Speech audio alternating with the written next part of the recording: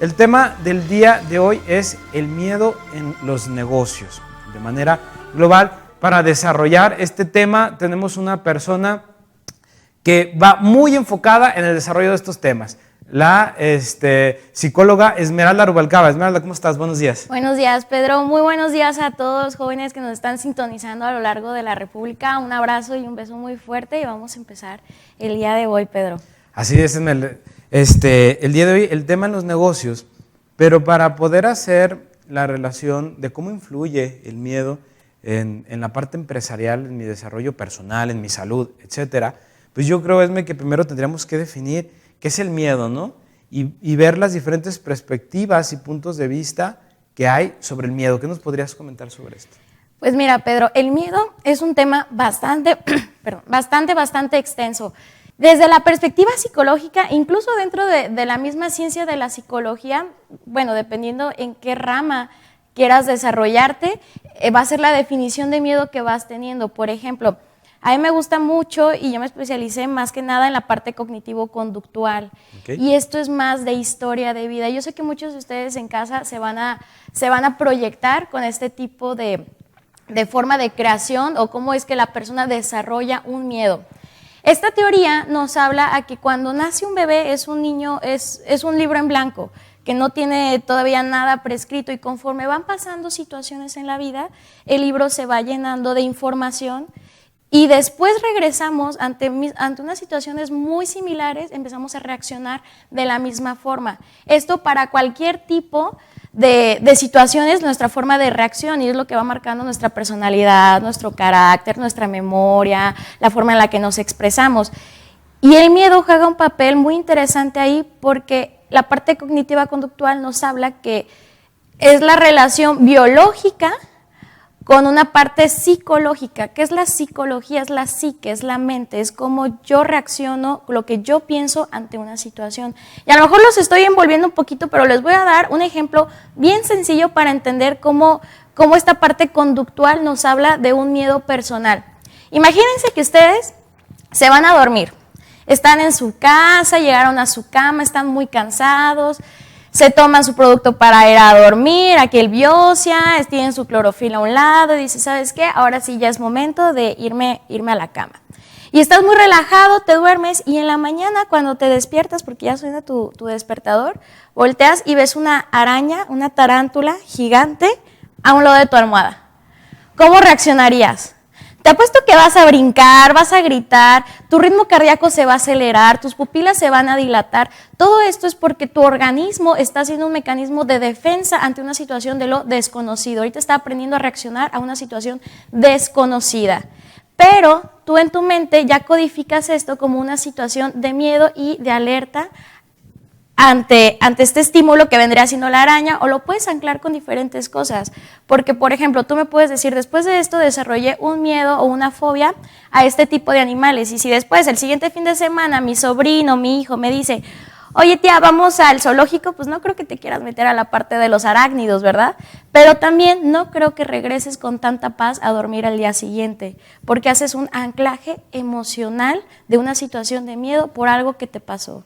A lo mejor al día siguiente la araña ya no está ahí, a lo mejor al día siguiente nadie va a pasar, a lo mejor ni siquiera te picó. Pero tú ya registraste en tu mente esta parte de reacción biológica ante un estímulo que puedes volver a presentar en un futuro. Ahora hay que ponernos a pensar en qué situaciones yo desarrollé un miedo a partir de una situación en específica y creé un anclaje emocional a toda la parte del contexto. Por ejemplo, si un día fuiste a comer a un restaurante y algo no te cayó mal, a lo mejor no es un miedo como tal, pero sí vas a desarrollar cierta repulsión ante ese tipo de restaurantes, a ese tipo de comida, y vas a tratar de evitarlos por miedo a volver a caer en un estado pues, de enfermedad. Y esto es en una parte más personal, pero el miedo también existe en una parte social. Okay. No es únicamente de la persona. ¿Cómo existe el miedo social? Muy fácil, jóvenes. Nosotros tenemos algo que son las neuronas espejo. Yo estoy segura que nadie puede leer las mentes de las personas que están alrededor, o bueno, si alguien lo puede hacer, qué interesante, pero yo no puedo hacer eso, a pesar de que todo el mundo piensa que por ser psicólogo podemos leer mentes. No, no es cierto. Lo que sí podemos hacer es, por ejemplo, el día de hoy que yo estoy aquí junto con Pedro, puedo ver en su cara, y aunque no sé lo que está pensando, pero puedo percibir qué emoción es la que está sintiendo. Eso es un poquito de lo que vendría siendo la empatía, pero es gracias a nuestras neuronas espejo. Yo no sé el pensamiento como tal, con palabras de lo que está pensando, pero sí puedo percibir qué sensación. Y hay personas que son mucho más sensitivas, incluso llegan a sentir ellos mismos esa emoción. Ahora, ¿qué pasa cuando esa emoción es tan fuerte que la duplica no solo en una persona, sino que esa emoción se duplica en 2 o 3 o 4 personas? Siempre una energía más fuerte, de mayor vibración, va a dominar a una de menos vibración. Entonces, aunque tú estés en calma, tranquilo, si hay un entorno de psicosis, te empieza a envolver y tú también puedes caer en esta parte de un miedo colectivo. Y yo creo que hay personas, claro, que logran dominar esa parte de sí al tranquilizarse y tratan de alejar un poquito, a entrar un poquito en la parte más consciente de que no es mi emoción, sino que más bien es la histeria colectiva que se está viviendo. Pero recuerden que el ser humano tiene una característica bien interesante y hay que estudiarla. El ser humano vive en sociedad.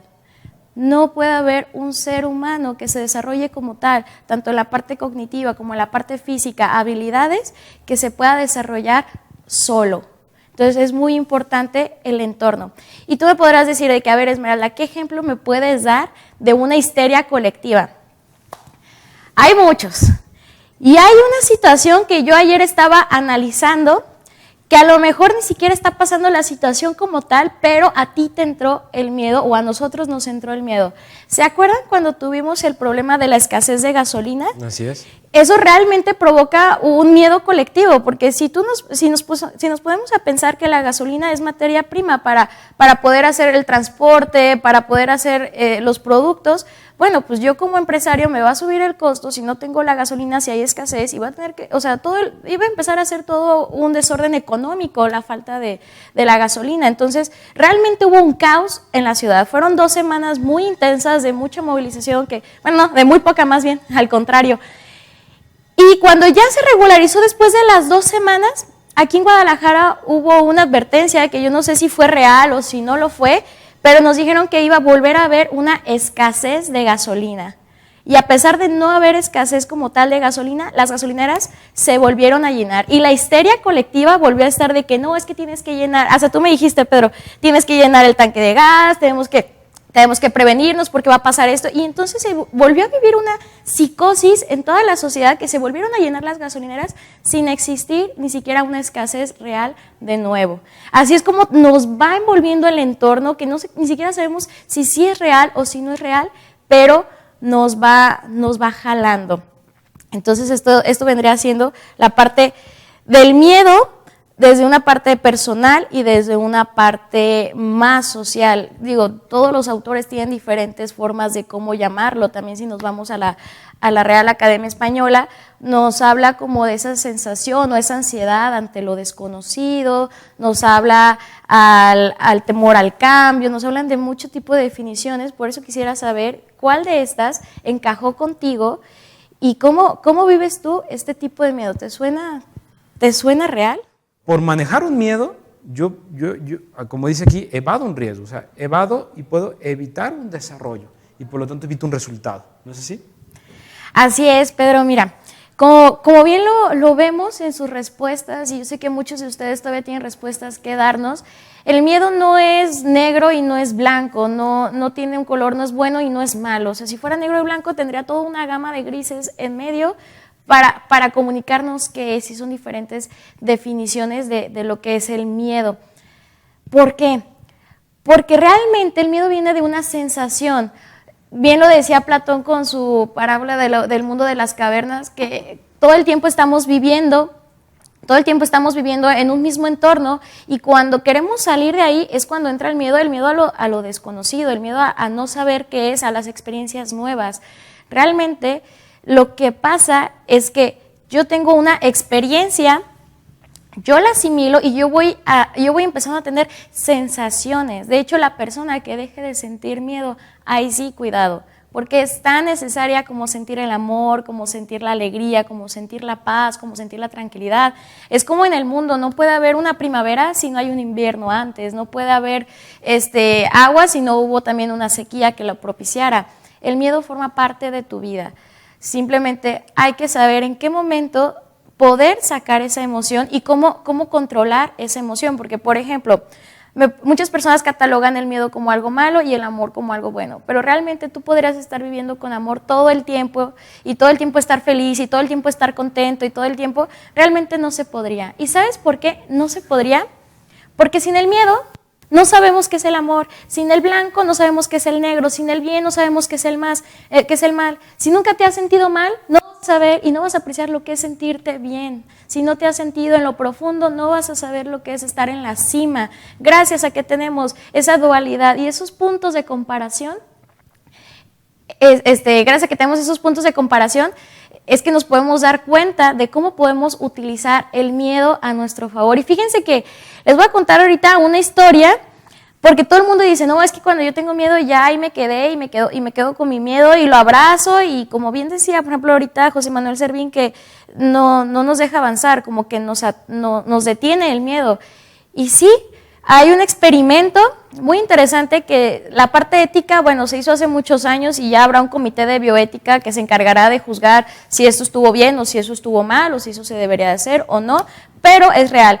Hubo un experimento con un niño, un psicólogo quería probar justamente esto de cómo se desarrolla un miedo, cómo se desarrolla una fobia y cómo realmente no es algo con lo que simplemente nací con el miedo y ya me voy a quedar con eso, sino que creó una fobia a un niño con un estímulo que todo el mundo dice que es algo muy bonito y muy tierno, que es un conejo. Entonces, fue acercando el estímulo del conejo al bebé de 2, 3 años y empezó a darle una estimulación, parte física, para, como lo que decía ahorita Pedro, de una reacción negativa. Entonces el niño, cada vez que veía al conejito, tenía reacciones negativas en su cuerpo. Entonces fue anclando la imagen de un conejo que todos tenemos como algo tranquilo, como algo bonito, como algo de cuidar, a una sensación negativa. Entonces el niño después no podía ver un conejo o un animal peludito porque le brincaba el miedo, le brincaba la emoción y realmente desarrolló una fobia a partir de una situación y fue provocada. Pero ahora, así de la misma forma en la que se provocó esa fobia, el psicólogo fue el encargado de revertir todo el proceso para que el niño pudiera ya volver a tocar el animal, pudiera volver a estar con el animal y comprobar así que el miedo, claro que se crea, pero el miedo también se destruye. Y hay una parte biológica de todo esto, cuando, como bien lo decíamos, en la parte emocional hay una situación alrededor. Y biológicamente yo tengo reacciones físicas, que es lo que me lleva a esa sensación de alterada. Tú ponte a pensar en casita, cuando has sentido miedo, ¿cómo es tu percepción corporal? ¿Qué sientes? Se te enchina la piel, se te dilatan las pupilas, el ritmo cardíaco se siente alterado. Todo esto es la parte física que nos va dando miedo. Pero ahora, el miedo también es una situación de alerta. Si no la viviéramos, podríamos estar en peligro eminente todo el tiempo y no poder salir del peligro porque estamos relajados, estamos en un estado de placer. Pero cuando se viene una situación fuerte, si tú vas caminando por la calle, imagínate, vas caminando por la calle y tú vas muy tranquilo viendo el mundo pasar, ves los pajaritos y de repente te sale en una cerca, te sale un perro con un collar de picos, ladrándote, con la saliva saliéndote. ¿Realmente crees que te vas a quedar ahí a un lado para acariciar al perro? Pues no, vas a pegar un brinco y te vas a salvar porque tú no sabes si estás en peligro o no, pero tu cuerpo sí lo sabe y antes de que tú pienses, antes de que tú mandes la reacción de oye, grita, corre, haz lo que sea, tu cuerpo ya lo hizo. Ya después te das cuenta de lo que pasó, ya después lo analizas. Pero en ese momento, Pedro, tu cuerpo se reactiva para salir de esta situación de peligro. Así es. Ahora, importante, ahorita tú nos pones todo un ejemplo de una situación donde yo desarrollo el miedo. Vuelvo al punto del bloque pasado. ¿Por qué desarrollo eso? O sea, ¿quién te dice a ti? Porque cuando yo veo un perro con collar de picos, ¿quién te dice a ti que eso te hace daño? ¿ok? Pues bueno, precisamente mis vivencias, mi entorno, mi cultura, lo que a alguien le pasó, lo que yo viví, lo que me dijeron, todo mi entorno va haciendo esa idea, y precisamente el miedo solamente es el puente entre esa acción y eso que yo siento. Y entonces ahí es donde volvemos a echarle la culpa al miedo, pero el miedo solamente es el punto de comunicación. El cuerpo responde a ese estímulo y físicamente, bueno, pues nos trae alteraciones, porque recordando que el miedo, a final de cuentas, activa algunos neurotransmisores en mi cuerpo que son de protección, como los que comenta ahorita Esmeralda, y en este caso hablamos de adrenalinas, hablamos de cortisoles, y que te van a hacer actuar en una situación de éxtasis, ¿ok? O una hiperacción, o sea, una acción excesiva, y cuando yo reacciono de esta manera, pues puedo salvar mi vida, puedo brincar, puedo evitar una situación, pues sí, esto físicamente, pero como muchas veces en la vida yo también tengo que romper esas barreras, tengo que salirme, hacer esa hiperexcitación, ese movimiento extra, porque si no yo sigo estático. Y muchas veces aquí, ¿qué hubiera pasado si yo no rompo, si yo no hago ese éxtasis? Pues bueno, yo sigo caminando igual y el perro me alcanza. ¿Cuántas veces en la vida, por fuera, yo sigo caminando a un ritmo y yo tengo que romper ese ritmo y salirme en una situación social, en una situación familiar, ojo, en una situación empresarial, en una situación financiera? Yo también necesito romper, hacer esa hiperexcitación, ese cambio drástico, ese brinco, si tú quieres, lo tienes que hacer, porque la situación a la que te enfrentas va a una velocidad mayor al ritmo al que tú vas, al ritmo que tú caminas, al ritmo que tú generas. Entonces, muchas veces en una situación financiera es importante el romper y hacer ese brinco, bueno, pues para empezarnos a activar. Y como aquí nos decían, cuántas veces ese miedo es ese motor, es eso que te motiva, eso que te saca adelante. En una perspectiva biofísica, el miedo es clave. ¿Por qué? Entendiendo la biofísica como ciencia, como esencia, yo creo que podremos resumir todo en una palabra que se llama equilibrio. Y el miedo muchas veces lo vemos como un punto negativo, porque precisamente me salgo de un punto de equilibrio y empiezo a tener circunstancias que no me convienen, que no me favorecen, inclusive que me pueden llegar a enfermar. Sí, pero si no existiera el miedo, tampoco podría existir la salud, pues, porque el miedo forma parte de un equilibrio armónico y que va a llevar a mi cuerpo a un funcionamiento en una balanza equilibrada. Entonces, vemos que inclusive en la salud el miedo es importante, porque me puede llegar a salvar de situaciones de peligro. Y no hablo nomás el ejemplo del perro, internamente el cuerpo muchas veces necesita reacciones de rápido para empezar a ver un proceso de regresión, sobre todo en enfermedades. Ahora, Esmeralda, en un proceso mercadológico, ¿cómo impacta el miedo? ¿Cómo estamos inmiscuidos en un sector social, mercadológico, inclusive empresarial, a raíz del miedo? Fíjate, Pedro, que esa parte es muy importante. Obviamente la industria es muy inteligente y es muy hábil y detecta que el miedo es una emoción que nos mueve, una emoción que realmente nos llega, y eso lo utiliza como una herramienta de venta, una herramienta de marketing. Y si nos ponemos a pensar realmente en todo nuestro entorno, cómo es el tipo de publicidad, por qué compramos las cosas, en qué situaciones, en qué momentos en específico compramos las cosas, vamos a ver que en el fondo hay un miedo probablemente encubierto, pero realmente hay un miedo. Por ejemplo, los papás, obviamente pues meten a sus hijos porque necesitan una escuela, necesitan pues, educarlos, una educación primaria, una educación formal, sí, pero ¿qué es lo que determina a qué escuela lo metes o a qué escuela de verdad no? Es un miedo, primero, a una parte de una autorrealización y de ser alguien en la vida para tus hijos. Es un miedo que tú le quieres garantizar a tus hijos realmente ser alguien.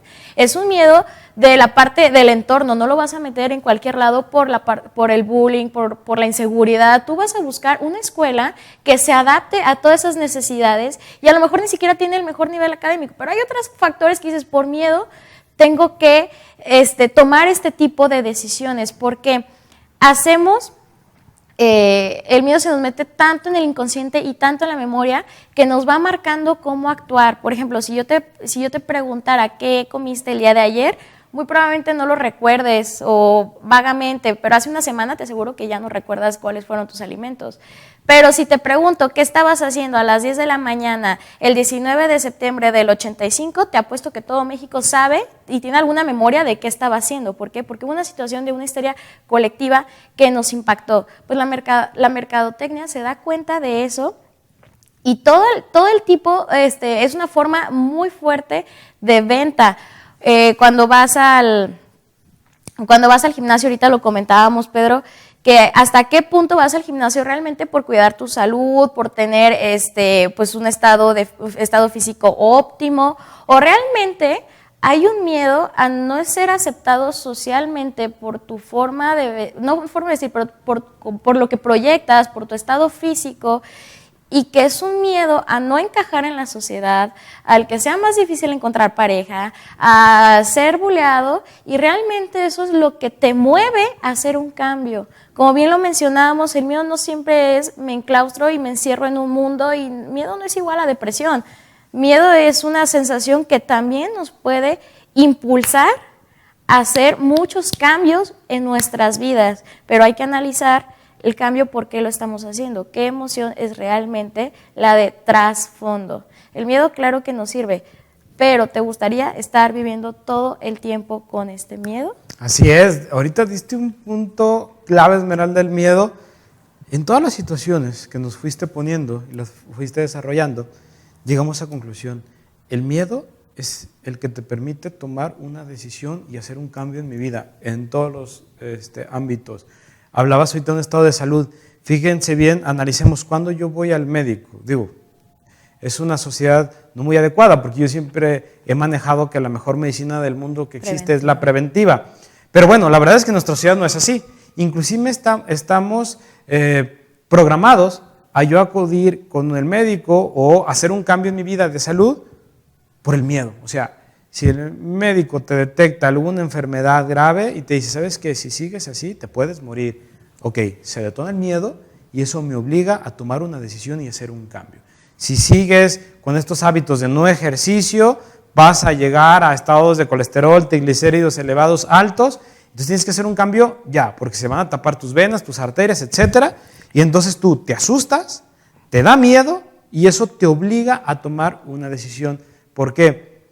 Porque al miedo lo agarramos como un vehículo para que él tome la decisión por nosotros.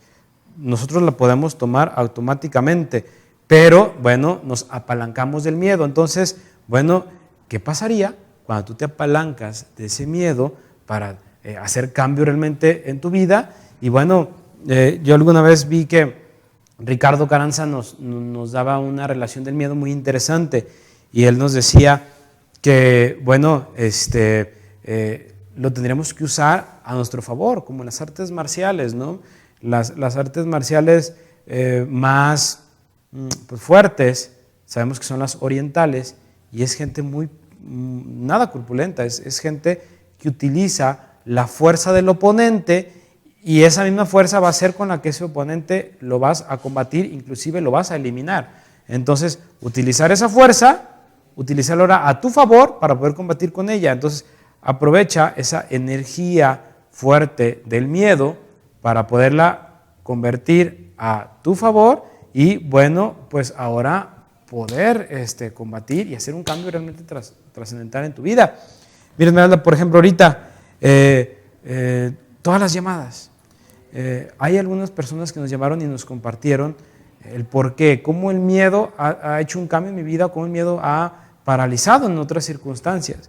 Pero yo te aseguro que de todas las llamadas que se nos hicieron, todas tienen una experiencia relacionada al miedo, pero menos del 10% se atrevió a compartir, a manifestarlas.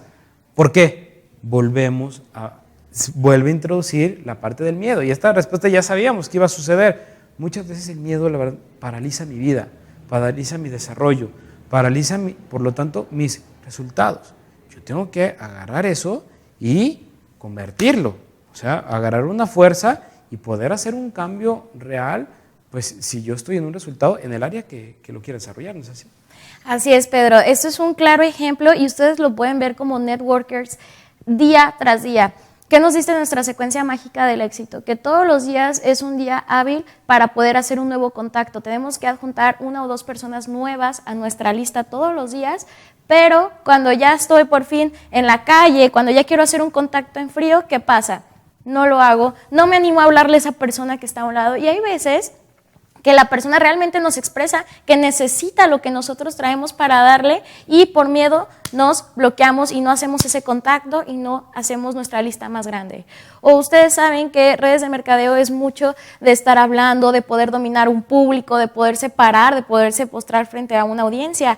Pero ¿qué pasa cuando tú dices, no, es que tengo miedo a hablar frente a las personas? Un networker es quien lleva miles de personas junto con él en un equipo y los va llevando y va haciendo toda una red de personas que están trabajando, pero si no te animas a sobreponerte a este miedo y ponerte enfrente de un escenario para compartir tu historia de vida, ¿hasta dónde vas a llegar a transmitir todo esto? Entonces, hay muchos factores en nuestro día a día que por el miedo no nos desarrollamos al 100%. ¿Realmente crees que ahorita te estás desarrollando sin miedo a tu negocio, sin miedo al dinero, sin miedo a ser líder, sin miedo a compartir tu historia, sin miedo a compartir la información que tú tienes? Y fíjate que este miedo al dinero es algo bien interesante, porque muchas personas lo que pasa es que dicen, no, en cuanto me empieza a ir bien, se empieza a alterar esta parte y no sabe qué hacer, es una situación nueva. El miedo también se presenta ante situaciones nuevas y a lo desconocido. Y empieza a gastar todo el dinero en otras cosas que a lo mejor no es realmente una inversión en tu mismo negocio para después duplicarlo y crecerlo. Entonces, ¿qué pasa? Se pierde. Y luego le tenemos miedo a tener dinero porque lo pierdo, porque está anclado a situaciones emocionales. De hecho, ahí les va una pregunta. ¿Cuántos de ustedes, primero van a responder esto, cuántos de ustedes tienen miedo al dinero? Yo sé que muchos me van a decir que no, que les gusta bastante, sí, pero ¿cuántos de ustedes ahora tienen algún recuerdo que en su casa hubo un problema porque no había dinero, que no pudieron estudiar lo que querían porque no había dinero, que no podían hacer algunas cosas que querían porque no había dinero? Y eso se queda marcado, eso también llega a ser un bloqueo. Hay que trabajar como se trabajó con este niño con las fobias para que ese miedo volverlo un motor y volverlo algo que realmente ames y te apasione. Miren, como hay mucha gente que desarrolla algunas actividades que son basadas en el miedo. Hay muchos deportes, bueno, no son deportes, son actividades que dicen, sienten mucha adrenalina. Bueno, esa adrenalina, esas segregaciones adrenérgicas, físicas y químicas en un organismo, son dadas precisamente por eventos que mi cerebro y mi psique va a codificar con miedo y va a desarrollar adrenalina. La gente que se tira de un paracaídas, la gente que le gusta deportes extremos, que le gusta andar en motocicleta, que le gusta, pues no sé, cualquier deporte o actividad donde haya un desarrollo de miedo. Y si tú a esa gente le preguntas, oye, ¿qué pasaría si yo implemento un sistema de seguridad en donde no existiera la posibilidad de que tú sufrieras un accidente? Ellos te dirían, ya no lo haría.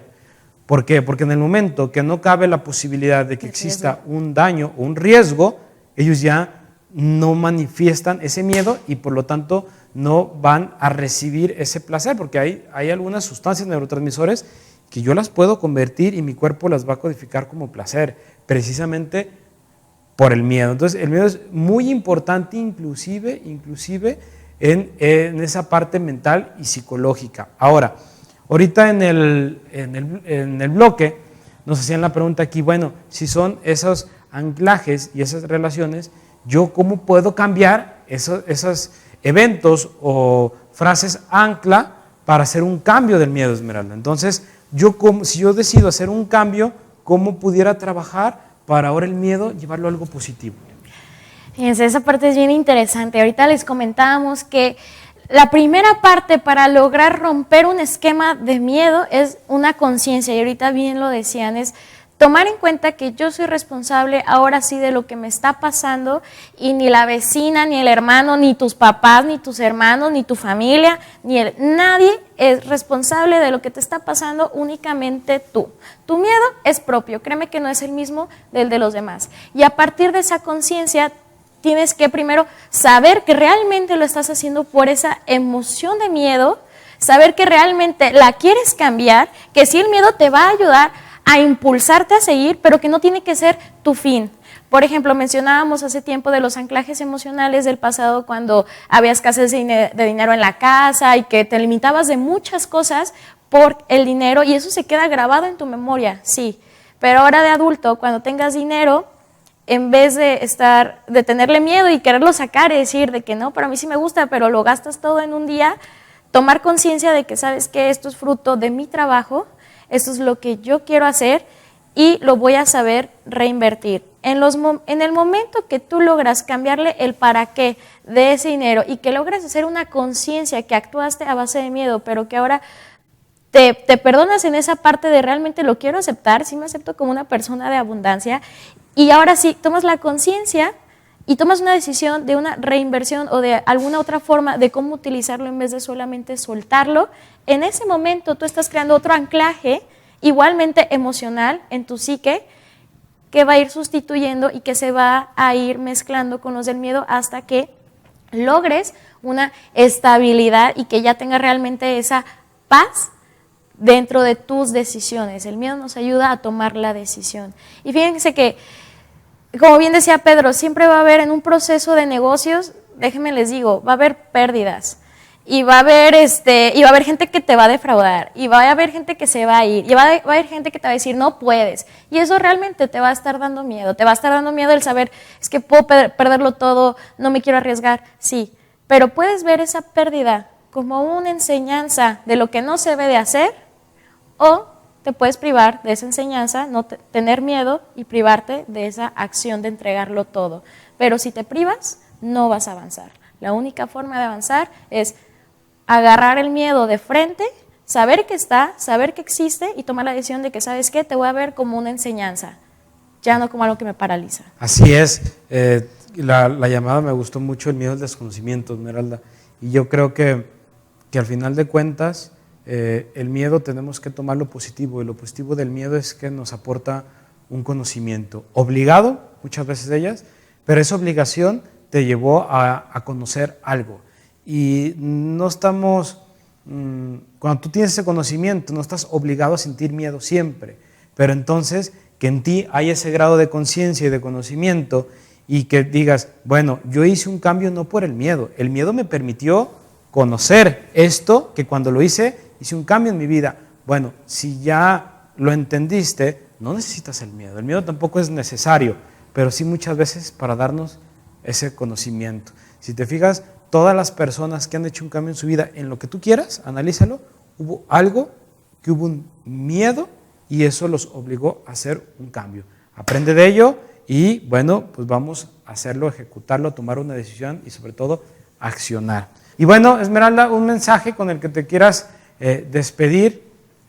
Sí, mira, Pedro, las emociones siempre van a estar y los sentimientos siempre van a estar. De hecho, preocúpate cuando dejes de sentir, porque ese día realmente dejas de vivir. El miedo y el amor nos hace sentirnos vivos.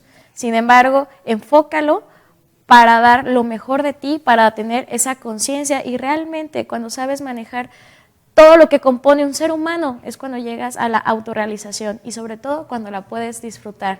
Yo te invito a que tengas esa conciencia. Muy bien, señores, pues muchas gracias por haber estado con nosotros. Muchas gracias, Esmeralda, por acompañarnos, transmitirnos todo ese conocimiento. Muchas gracias a ti que estás por allá viéndonos en casita. Y bueno, recordarles que si no es Bio 4, no es biofísica. Hasta luego.